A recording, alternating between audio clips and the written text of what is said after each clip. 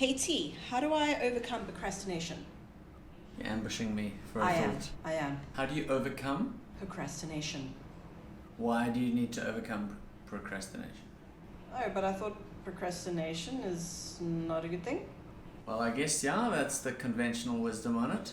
If I'm honest, I'm actually quite a procrastinator myself, so maybe, take this with a pinch of salt. Maybe I'm trying to justify my own behavior, but I'm not convinced that procrastination is always a bad thing. Maybe wasting time, maybe that's more of a bad thing. If your procrastination leads you to completely waste the resource of time that you have, which I do as well sometimes, which I'm not endorsing. But procrastination itself, I don't know that it's necessarily bad. There has been a lot of research lately. I think of Adam Grant with his book Original Thinkers. If I remember correctly, the concept, it talks about this idea of people, people who come up with original things, they're last minute people.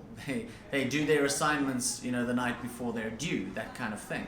Then also, recently I heard a podcast, Cautionary Tales. It was about looking at some of the best speeches in history where they weren't scripted, they were spontaneous, and they talked about the impact of spontaneity on the brain, what's going on inside the brain while you are being spontaneous, speaking off the cuff like I'm doing right now without any preparation. What actually happens is large portions of your frontal lobes shut down and only certain portions fire, which is interesting because you'd think it would be the other way around. But what they say, and the example they use is Martin Luther King's I Have a Dream speech, which he had meticulously planned out and there was no life in it. He was busy giving this address and it wasn't having the impact. And he was a speaker who always prepared everything that he wanted to say meticulously, whereas in this instance he realized this isn't landing and he went off script, he went off book, and he started speaking off the cuff. Now, I think there is a connection between that dynamic of spontaneity and inspiration in the moment. It's what the ancients would have called the muses descending. You don't know what to do, and then the muse descends, and now you're inspired and you have direction. With a lot of procrastination, I think that's the same thing. There isn't that space for that ad lib spontaneity, which doesn't descend until the last minute. Which now I'm under pressure, now I'm on the podium and I don't know what to say.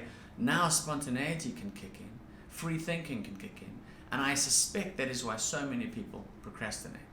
So, A, maybe procrastination isn't always bad, and B, maybe the stuff you come out with at the end of it is better.